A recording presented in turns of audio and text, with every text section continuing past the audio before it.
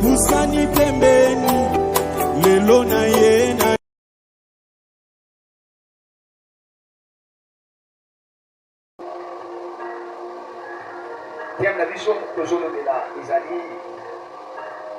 Le mystère de sacrifice de Jésus-Christ. Amen. Hier, on avait parlé, le deuxième fils, c'était les anges. Amen. Dans la Bible, on avait expliqué, les anges sont des fils de Dieu. C'est là que vous voyez même dans la Bible, on fait la différence entre le fils de l'homme et le fils de Dieu.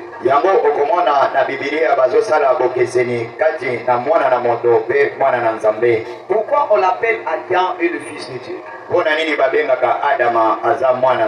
Et pourquoi on l'appelle Jésus-Christ et le second Adam? Amen. Amen. Parce que la naissance d'Adam était différente et la naissance des hommes est différente avec Adam.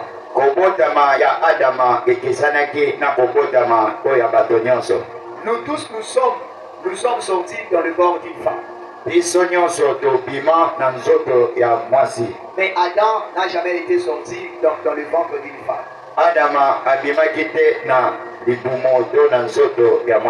C'est la même chose que même au Christ, on a fait la différence entre la première Adam et la seconde Adam. La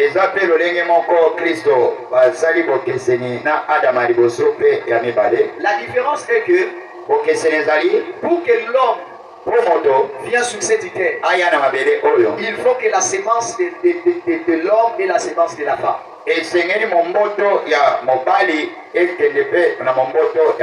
Afin que l'homme sorte sur cette terre. Mais la différence, Adam n'a pas hérité la sémence de l'homme naturel. C'est la même chose que Jésus-Christ n'a pas hérité la sémence de Joseph et la sémence de Marie.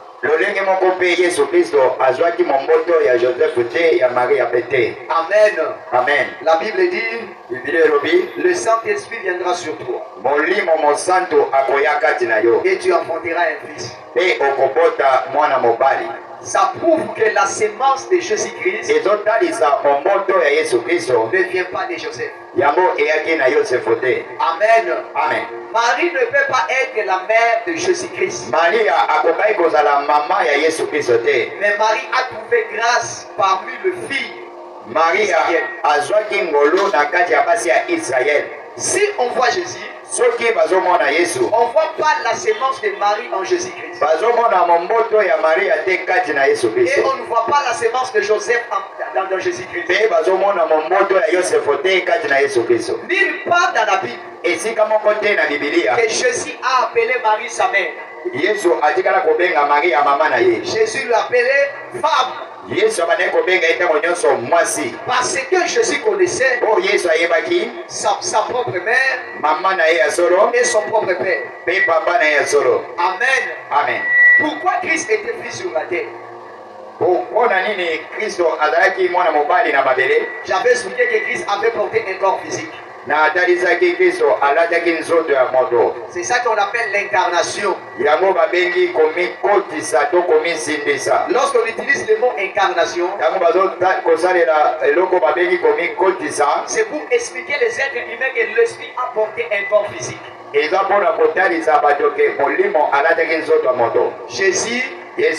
Jésus, le fils de Marie.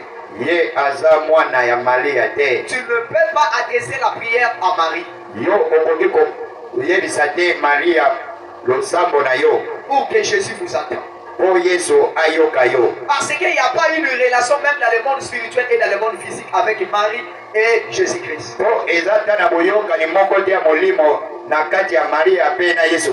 Amen. Amen. La Bible dit en Israël, il y aura une femme.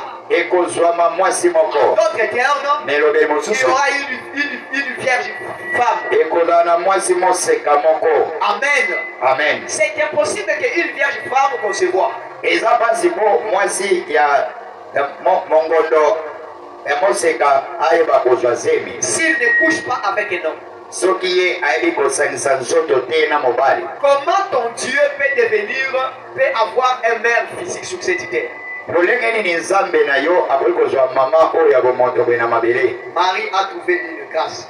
Parce que l'ange Gabriel, pamba te mwange Gabriel, c'est lui qui est envoyé de l'Éternel, oyo aza motindami ya yawe, ou c'est lui qui est le Fils de Dieu. oyo to abengami mwana na nzambe. Il a dit que femme, tu as trouvé la grâce devant Dieu. alobi na Maria abi mwasi yo ozwi ngolu liboso na nzambe.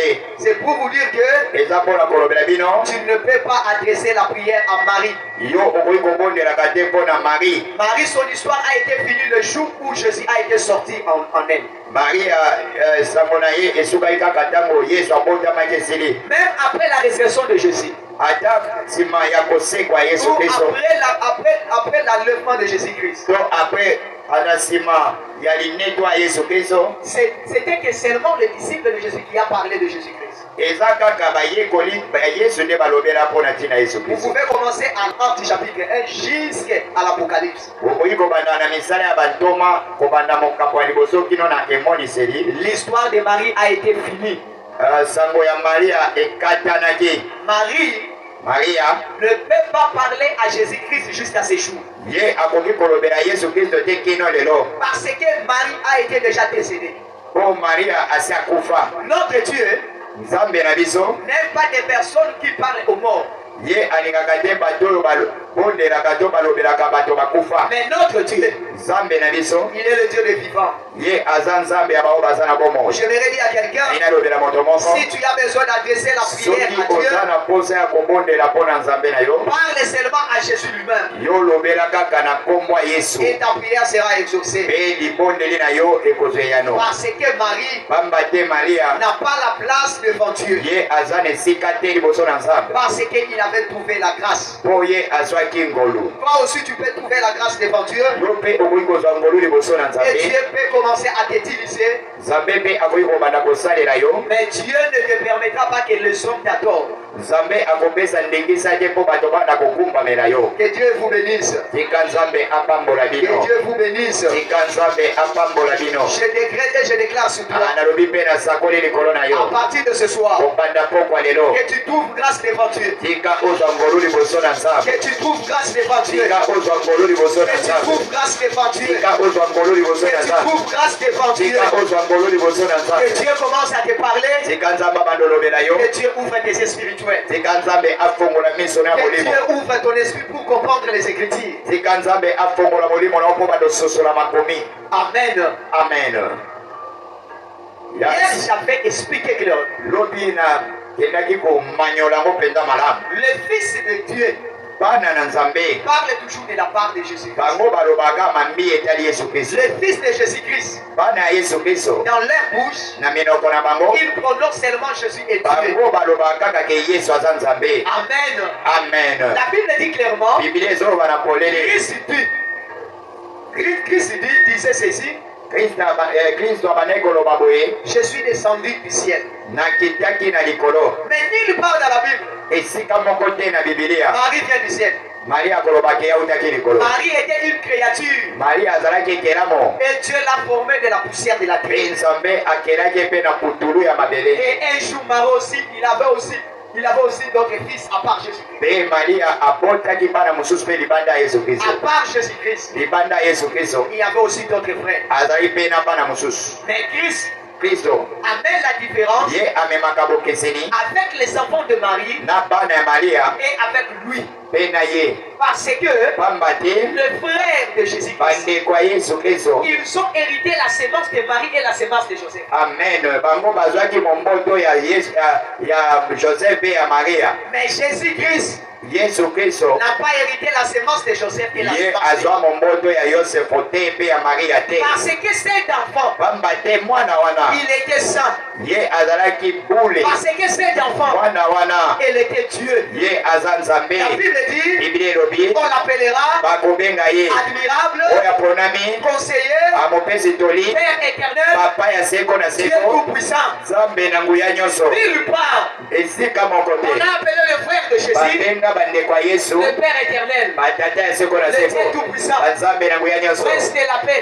batata ya kimia C'est pour vous dire clairement, eza mpona kotalisa bino na lorsqu'on polele appelle Jésus, ntango bazobenga yesu il est le Dieu tout-puissant ye aza nzambe na nguya nyonso parce qu'il avait porté le corps pamba physique te alataki nzoto ya moto pour opérer sur cette terre. po ye azala na mabele La oyo naissance de Jésus kobotama ya yesu est différente à toute yango naissance de tous les êtres ekeseni na humains. kobotama ya bato nyonso ya Je mokili oyo décrète et je déclare sur alobi toi, mpe nasakoli à likolo na partir yo de ce soir, kobanda pokwa lelo que Dieu ouvre ton esprit, nzambe afongola molimo na que yo Dieu ouvre tes yes esprits, nzambe afongola molimo na que yo Dieu ajoute la lumière dans ton esprit, nzambe abakisa pole na molimo na yo que tu l'adores yo bando kombamela ye jusqu'à la fin de tous tes jours. kino suka ya mikolo na se na moi Le oyo véritable fils et fils de Jésus mwana mobali to mwana mwasi ya solo ya yesu kristo ne peut pas adorer un être humain. ye akoki kokumbamela moto te Il y a des gens qui adorent leurs prophètes. eza na bato bazokumbamela basakoli na bango Il y a des gens qui adorent leurs ancêtres. eza na bato bazokumbamela bakoko na Mais bango toi, yo nde tu es nazolobela le fils et le fils de yo Jésus oza Christ. mwana mwasi mpe mwana mobali ya yesu Tu kristo ne peux pas adorer yo des êtres okoki humains. kokumbamela moto te Tu ne peux pas adorer un statut. okoki kokumbamela ekeko Tu moko ne te peux pas adorer une image okoki taillée. kokumbamela eliliki moko te Parce bakokisi que ton Dieu, pamba te nzambe na yo il a besoin de toi. ye aza na posa na yo Ce soir, pokwa lelo Christ a besoin de toi. kristo aza na posa na Que yo tu viennes auprès d'elle. yo oya pene na Que ye tu viennes auprès de lui. oya pene na ye Afin que ta vie change. katina bomoi na yo On peut ebongwana prier pour toi. akoki kobondela mpo na yo Et ta vie peut être changée sur cette mpe terre. bomoi no ekoki kobongwa na mabele oyo Mais si on ne te montre pas la bonne chemin, soki bakolakisa nzela ya solo te le jour où tu mourras, mokolo oyo tu okokufa t'en trouveras dans l'affaire. yo okokota À la lifelo place que tu rencontres le tout, na place yo okuta na mobali je décrète et je déclare sur toi nalobi mpe nasakoli mpo na que yo Dieu enlève l'ignorance sur toi. nzambe alongola kozanga koyeba kati na Que yo Dieu enlève l'ignorance sur toi. nzambe alongola kozanga koyeba À kati na yo partir de ce soir, kobanda pokwa lelo tu n'adoreras pas yo aucun être humain. okokumbamela lisusu moto moko Et tu te n'adoreras pas aucun statut. okokumbamela lisusu ekeko moko Mais te tu adoreras seulement Jésus yo Christ. banda kokumbamela kaka yesu C'est lui kristo qui est le yes véritable Dieu. ye oyo aza nzambe ya solo C'est lui qui est le véritable ye oyo consolateur. aza mobondisi ya solo C'est lui qui résout tous nos ye oyo problèmes. apesaka biyano na makambo na biso nyonso Amen. amen Et j'avais expliqué clairement alobaki na polele que mpenza la Bible nous montre dans l'Apocalypse chapitre 26. bibilia ezolobela biso na mokanda na emoniseli Lorsque le prophète Jean osait de prosterner devant un ange, ntango mosakoli yohane alingaki kokumbamela mwange l'ange leur dit, mwange alobelaki ye tu ne peux pas m'adorer. yo okoki kokumbamela ngai Je suis te ton compagnon de service naza moninga na yo ya mosala et le prophète. mpe mosakoli Mais adore seulement yo Dieu. kumbamela kaka nzambe Pourquoi l'ange n'a pas accepté? mpona nini mwange andimaki Parce yango que te l'ange avait la connaissance de la divinité. pamba te mwange azalaki na boyebi ya bonzambe Et il connaissait le véritable Dieu. mpe ayebaki nzambe ya solo Et il marchait avec des principes spirituels. mpe bazali kotambola kokokisa makambo ya molimo L'ange mwange ne peut pas accepter ye akoki kondima te qu'une créature prosterne devant lui. ekelamo ekumbamela ye Si ce n'est que Jésus-Christ de Nazareth. soki eza kaka te yesu kristo ya Car la nazareto Bible dit, pamba te biblia elobi tout genou mabolongo nyonso confléchit ekokumbama et toute langue emingongo nyonso confessera dans leur bouche ekotatola na minoko na que bango Jésus-Christ yesu kristo est Seigneur. ye aza nzambe À partir de ce soir, kobanda pokwa lelo ne prosterne pas kokumbamela lisusu te devant un être humain bato ou devant un être spirituel. to kokumbamela bato moko ya molimo Amen. amen Toi, adore seulement Jésus. yokumbamela kaka yesu Et fais seulement le culte à la part de Jésus-Christ. yosala kaka losambo na oyo etali yesu kristo Et j'avais montré dans les Écritures mpe natalisaki na makomi que toute personne bato nyonso qui prosterne devant les statues oyo bakumbamelaka bikeko et qui prosterne devant les hommes oyo bakumbamelaka bato sont des personnes baza bato qui amènent la malédiction oyo bamemaka par leur fils jusqu'à la 3e et à la 4e génération. Et la Bible nous avait expliqué que toute personne qui fait ces actes n'hériteront pas le royaume des cieux. N'abandonne pas Jésus à cause des normes ou à cause d'un statut. Mais toi adore seulement Christ pour qu'un jour tu iras au ciel. L'enlèvement existe. L'enlèvement est réel. Christ viendra pour t'apprendre. Mais s'il trouve quelque chose en toi, ou si Christ ne trouve pas sa sémence en toi, tu n'iras pas au ciel. Tu ne verras pas Jésus. Les gens qui verront Jésus sont des personnes qui ont prosterné devant lui sur la terre. Car Jésus-Christ a dit, c'est lui qui me réunira. Moi aussi je le réunirai devant le Père.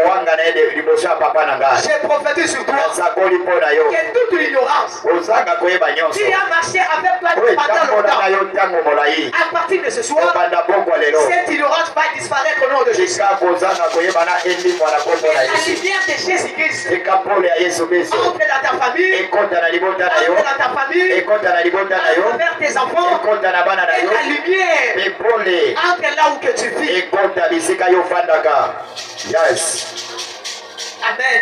Amen. Amen. Amen. Hier, l'Éternel m'a dit ceci. Il y a des personnes qui prosternent devant des statues.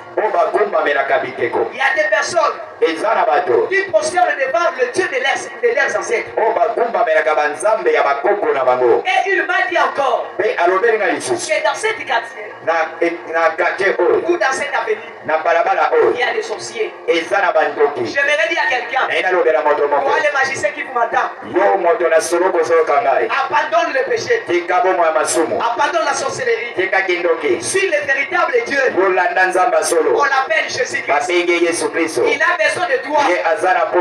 Abandonne les statues, abandonne les images, abandonne de prosterner devant les hommes, abandonne les dieux de vos ancêtres, prosterne devant lui. Si tu confesses dans ta bouche que Jésus est Seigneur, il faut abandonner la sorcellerie, il faut abandonner la magie, il faut abandonner la mauvaise vie. Parce que Christ, il a besoin de toi. Christ, il a besoin de ton âme. Un jour, tu chercheras la face de Dieu et tu n'en trouveras pas. C'est le moment que tu abandonnes le péché. Car la Bible dit, cherchez l'Éternel pendant qu'il se trouve. D'où que le Christ se trouve, il se trouve ce soir. Il a besoin de toi. Abandonne la sorcellerie, abandonne la magie, abandonne le photo, abandonne le prière des anges. Toi viens vers Jésus-Christ et il te pardonnera. Il te pardonnera. La Bible dit, c'est lui qui confesse ce péché, Christ est capable de le pardonner. Parfois tu te poses des questions. Comment je peux confesser le péché? À la fin de cette église, cherche les encadreurs de cette église. Ils prieront pour toi. Et Christ pardonnera tes péchés. Et Christ pardonnera tes péchés. Et dans notre église, nous n'avons pas l'habitude de parler lorsque quelqu'un vient confesser leur péché. Quand tu viendras, tu parleras tout ce que tu fais dans ta vie. Nous garderons ça dans notre cœur. Parce que nous sommes des sacrificateurs de Jésus.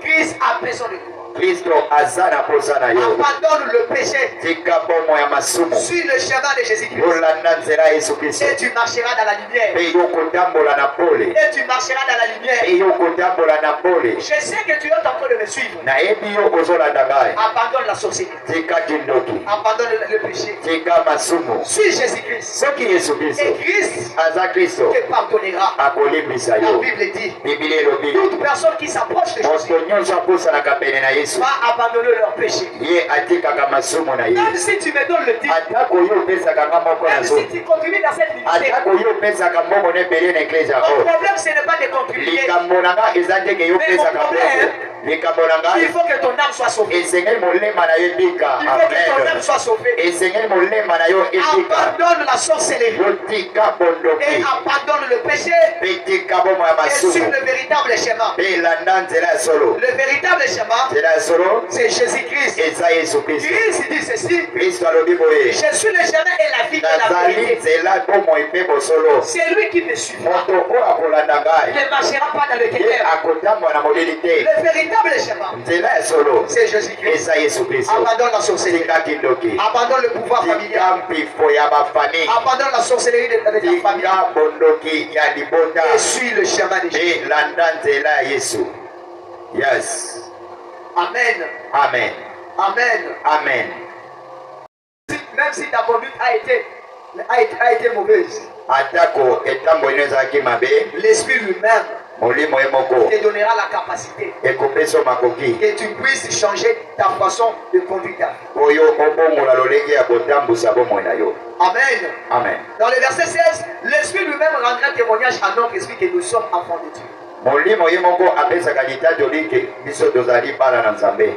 La Bible dit clairement, Biblia ezoba na poleli. toutes personnes Moto nyonso qui sont conduites par l'Esprit de Jésus. watambusami na molimo ya Yesu. Et l'Esprit de Jésus-Christ lui-même Mpe molimo ya Yesu yango moko témoignera yango ekotatola. que vous êtes enfants de Dieu. Bino boza bana na Nzambe. Est-ce que les gens, quand ils te voient, Ntango bato bamonaka yo, ils peuvent témoigner que tu es fille et fils de Dieu? bango mpe bakoki kotatola yo oza mwana na Nzambe.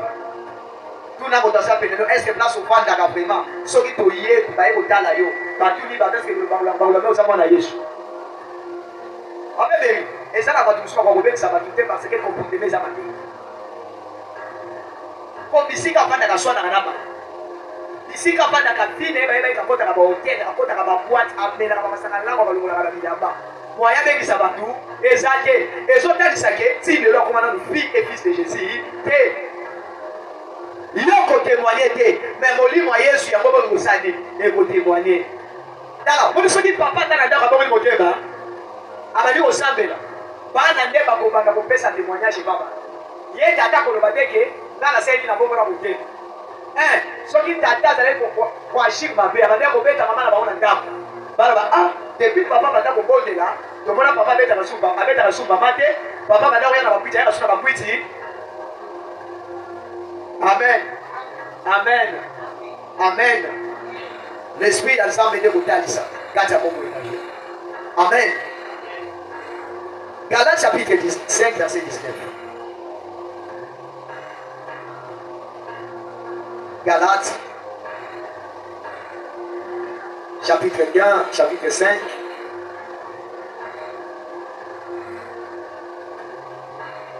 Le verset 19. Dans 17, on va dire dans 16, puis le lobby. Je dis donc, marchez par l'esprit et vous n'accomplirez point le désir de la chair. Toute personne qui marche par l'esprit ne peut pas accomplir le désir de la chair. Sauf que kokwesa mana basi nyonso faut ba mona kokwesa beseni. Yango mona na talaka o pasteur ana ko tentation tala ko tsabilo ko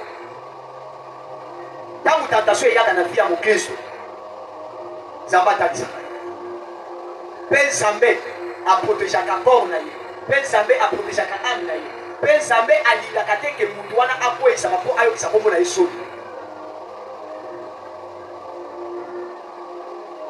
Pourquoi abolingate lorsque ma besoya conscience ngayo usani egosala pe Nzambe a révélé esprit na yo ndio mona ka muntu alaka ke les places à mabe azoka kati ne bazoyebisa ye omoi place okende eza bien te omoi lelo bolingo osala soki osali yango okobebisa alliance na nzambe soki osali yango okosala nini okoyokisa famille osoli okoyokisa mpe bato oyo bayaka kotala yo soli parce que ton esprit est attaché à l'esprit de Jésus. Po molimo na yo yango ekangami na molimo ya Yesu. Mais soki moto asali yango volontairement eza makambo ya Nzambe te. Oyebi ke kokweyisama ya sacrificateur ekolokola 100 personnes liboso ya Yesu. Oyeba yango kokweyisama sacrificateur okomona 100 personnes baseli tokobondela esu te tala kutu yebda nokamba biso ta makambo osala yo mpe mwana Nzambe ndenge bato bamona koyaka priere awa soki okweyisamaka yeba kobetaka bapagano mabaku olongola bango liboso ya Nzambe moye baya liboso ya Yesu na yo eza te. Exemple moko kaka soki papa aza na mwasi ne na kati ya ndako mwasi na ye arespectaka ye te asekomportaka mabe mais papa monake dimanche azokende priere est-ce que papa wana ata asambelaka te est-ce que olanda place mwasi asambelaka olande te poani parce que makambo oyo azosala na makambo oyo ye ayaka kobimisala monoko na ye epa bato eza kokonkorde te même na bapapa kobongolisa bato motema efo bamona caractère na yo bamona mpe façon d'être na yo lolenge oyo ozalaka place wana nga na vandi anga kutu nyonso na bina kebe nabengisi kuna biyaka soki akuta ye na ngai nga na koyebisa ete ke naza paster mais esprit yango moko ekotémoigne na molimo na ngaki naza paster esprit ekotémoigne ndenini ekosattache kolobela peut-être papa tomoni moto atelemi liboso na yo amosala nzambe ou soit conviction moko ekoya te réellement mona abanga na nzambe.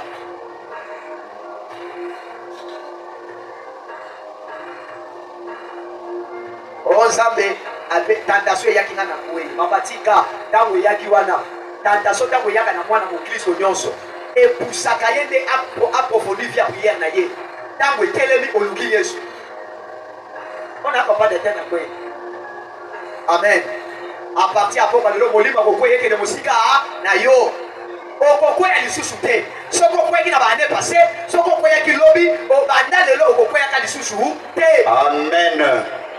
Molimo ya Yesu efo dominer na nzoto na yo yo kasika baka otatenga te baya bako bongo na yo ayebisa ntango baoya na okime pana epa Yesu avant meme tentation eza balakisaka neti makola ya célibataire bajeune bayaka basi bayaka mais fille et fils de Jésus-Christ force na ezali discipline soko se discipliné okokweyisama te soki ose discipliné osala makambo oyo koyi kosala te. Amen amen. Oyebi ke Kayi azalaki mpe fils ya Yesu tokoyebi biso soko place nangi nakende mpe tokozonga na mokanda na biso wana Genèse chapitre 4. Amen. La Bible dit na verset 5 tobanda nango tokita na se.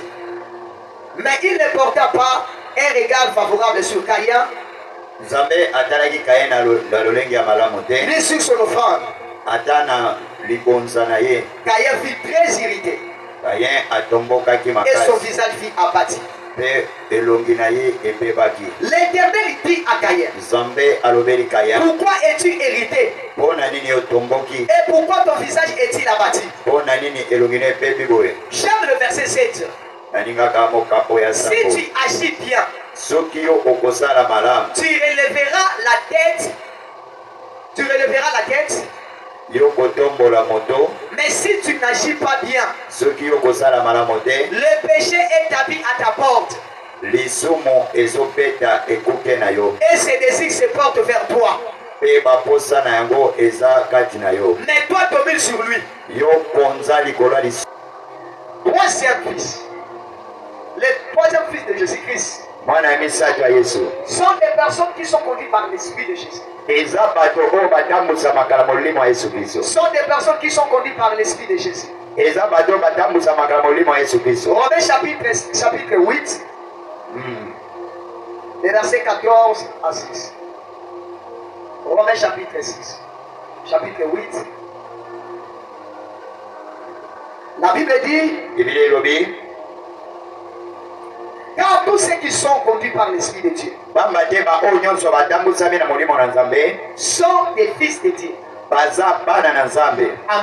Amen. Toute personne qui sont conduits par l'Esprit de Dieu sont des fils de Dieu.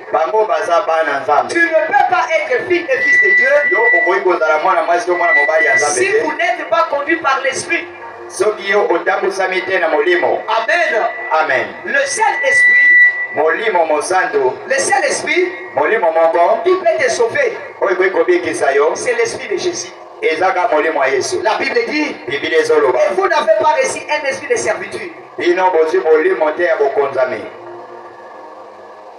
pour être encore dans la crainte, mais vous avez reçu un esprit d'adoption par lequel nous crions à ma Père. Amen. Amen. Vous n'avez pas reçu un esprit de servitude. Toutes personnes qui sont conduites par l'Esprit de Jésus sont des personnes qui sont délivrées dans leur famille. Sont des personnes qui amènent la restauration dans leur vie. Si vous êtes conduit par l'Esprit de Jésus, Amen. Amen. Amen. Parce que Molimo Nzambe protégera beaucoup. Yes. Molimo Nzambe et protégera. Yo tambola na Molimo Nzambe. Omona ke ozala différent na ba. Alors ce qui fait la différence, le fils et le fils de Jésus-Christ sont des personnes qui marchent dans la chair et des personnes qui marchent par l'Esprit de Jésus. Toute personne qui marche dans la chair ne sont pas les filles et les fils de Jésus-Christ. Même si tu viens ici à l'église, tant que tu marches dans la chair, vous n'êtes pas le fils et le fils de Jésus. Mais vous êtes le fils du diable. Amen. Amen. Dans Romains 8, 7 à 10, la Bible dit, car les tendances de la chair, car les tendances de la chair sont ennemis de Dieu. Parce que la chair ne se soumet pas à la loi de Dieu. Elle est même incapable. Or, ceux qui sont sous la prise de la chair ne peuvent plaire à Dieu. Amen. Amen. Pour vous, vous n'êtes plus sous la prise de la chair, mais sous celle de l'esprit. Si du moins l'esprit de Dieu habite en vous. Si quelqu'un n'a pas l'esprit de Christ, il ne lui appartient pas. Amen. Amen. Si vous n'êtes pas conduit par l'esprit de Jésus, vous n'êtes pas fils et fille de Jésus-Christ. Ce n'est pas moi qui ai écrit ici. C'est la Bible. Pour devenir fille et fils de Jésus, il faut que son esprit habite en toi. Et si Christ est en vous, le corps il est vrai, est mort à cause du péché. Est mort à cause du péché, mais l'esprit est vie à cause de la justice. Amen. Amen. Marchez avec l'esprit de Jésus-Christ. Tu n'accompliras pas les mesures de la chair. Si tu marches avec l'esprit de Jésus,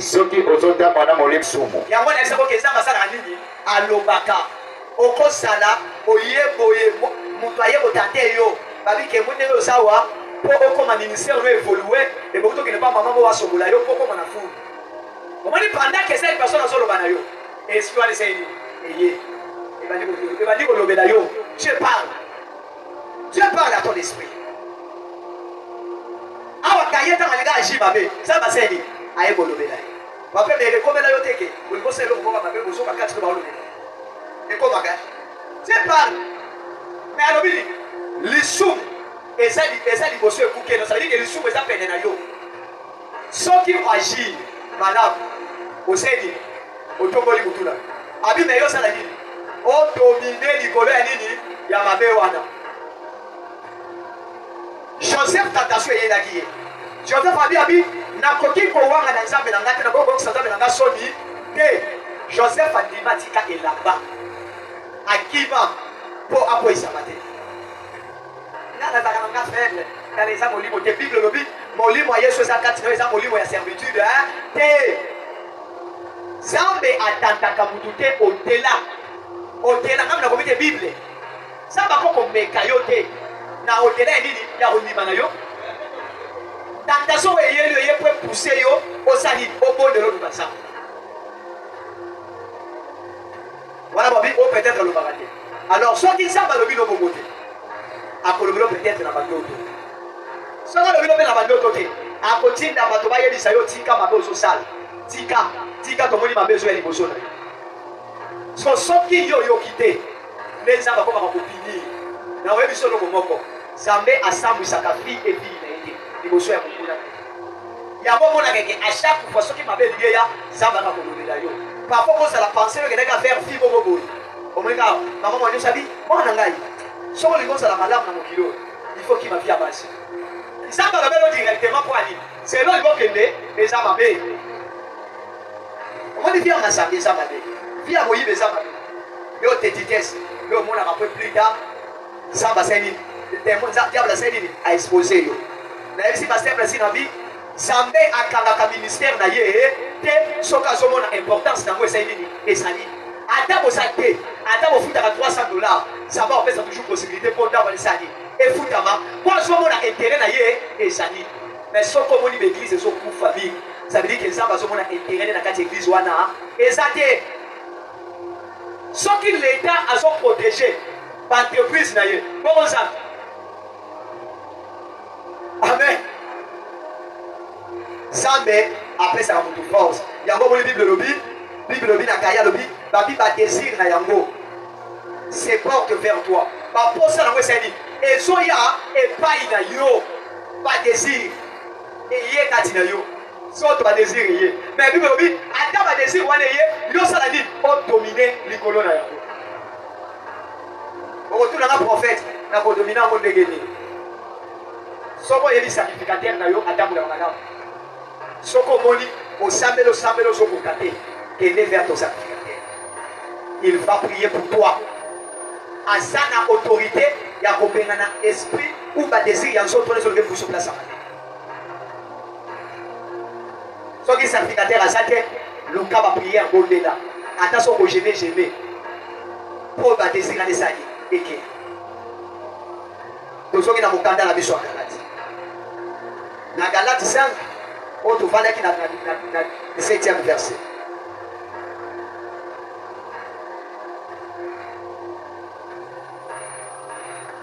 bible lobi